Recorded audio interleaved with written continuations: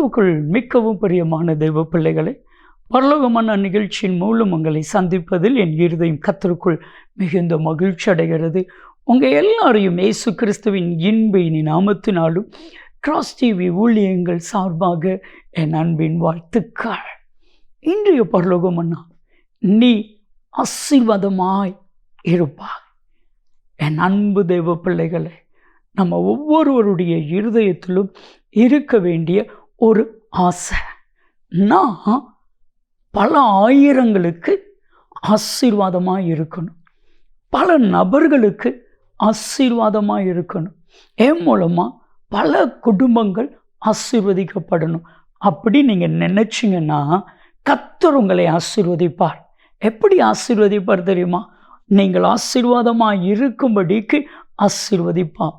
பானையில் இருந்தால் தான் அகப்பல வரும். அப்படின்னா நீங்கள் ஆசீர்வாதமாக இருக்கணும்னா ஃபஸ்ட்டு நீங்கள் ஆசீர்வதிக்கப்படணும்.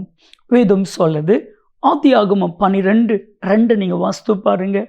நான் உன்னை ஆசீர்வதித்து உன் பெயரை பெருமைப்படுத்துவேன், நீ ஆசீர்வாதமாக இருப்பான். இந்த 3 காரியத்தையும் உங்கள் வாழ்க்கையில் கர்த்தர் பலிக்க பண்ண போகிறா.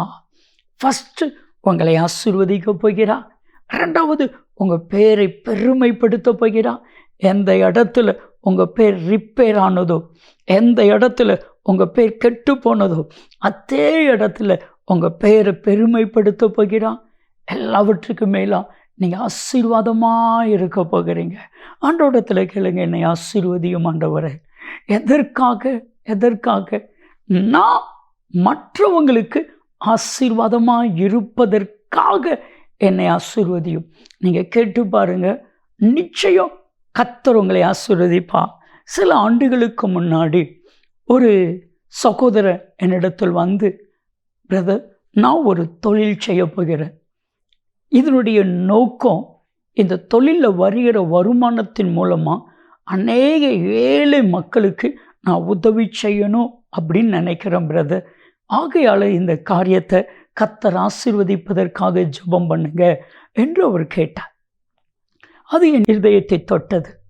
நானும் இருதயத்தின் ஆழத்திலிருந்து ஜெபம் பண்ணேன். கர்த்தர் அவரை ஆசீர்வதிக்க ஆரம்பித்தார். பாருங்க, பாதி ஏழை மக்களுக்கு அவர் கொடுக்கிறார். அவர் கொடுக்க கர்த்தர் அவரை ஆசீர்வதித்து கொண்டே இருக்கிறார்.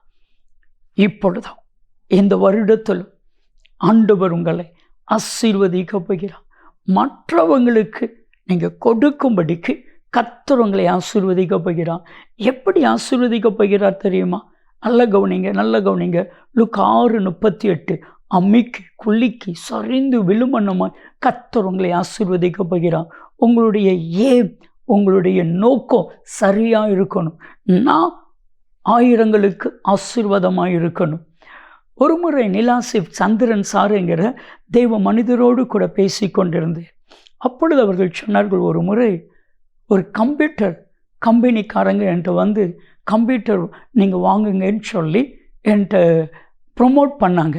சரி, கம்ப்யூட்டர் எல்லாம் வாங்கலாம் அப்படின்னு நினச்சேன். ஸோ அவங்க பேசிகிட்டு இருக்கும் பொழுதே என்கிட்ட ஒரு வார்த்தை சொன்னாங்க, சார், ஒரு கம்ப்யூட்டர் வாங்கியாச்சுன்னா 5 பேரை வேலையிலேருந்து தூக்கிடலாம், 5 பேர் செய்ய வேண்டிய வேலையை இந்த ஒரு கம்ப்யூட்டர் செய்துன்னு சொன்னாங்க. எனக்கு கோபம் வந்துச்சு. நான் பல ஆயிரம் மக்களுக்கு உதவியாக இருக்குன்னு நினைக்கிறேன். நீங்கன்னா இந்த கம்ப்யூட்டரை கொடுத்து நிறைய வேலையிலேருந்து தூக்கணும்னு நினைக்கிங்க. அந்த கம்ப்யூட்டர் எனக்கு தேவையில்லை. பாருங்கள், நம்முடைய நோக்கம் கர்த்தர் அவர்களை ஆசீர்வதித்தா. நீங்கள் விரும்புங்க, ஆண்டவரே என்னை ஆசீர்வதிங்க, என் பேரை பெருமைப்படுத்துங்க, நான் ஆசீர்வாதமாக இருக்கணும் சொல்லி பாருங்க. நிச்சயம் ஆதியாகமம் 12:2 உங்களை ஆசீர்வதிப்பா, உங்கள் பேரை பெருமைப்படுத்துவா, நீங்கள் ஆசீர்வாதமாக இருப்பீர்கள். செபிக்கலாமா? அன்பின் தகப்பனே, இந்த நிகழ்ச்சியை பார்த்து கொண்டிருக்கிற ஒவ்வொருவரையும் நீர் ஆசீர்வதியும். இவர்கள் பெயரை பெருமைப்படுத்தும், இவர்கள் ஆசீர்வாதமாக இருக்க உதவி செய்யும். அப்படி செய்கிறதற்காய் உமக்கு நன்றி. இயேசு கிறிஸ்துவின் நாமத்தில் செபிக்கிறோம் ஜீவனுள்ள பிதாவே, ஆமென். நீங்கள் ஆசீர்வாதமாக இருப்பீர்கள். நன்மையும் கிருபையும் ஆசீர்வாதங்களும் நிச்சயமாய் உங்களை தொடரும்.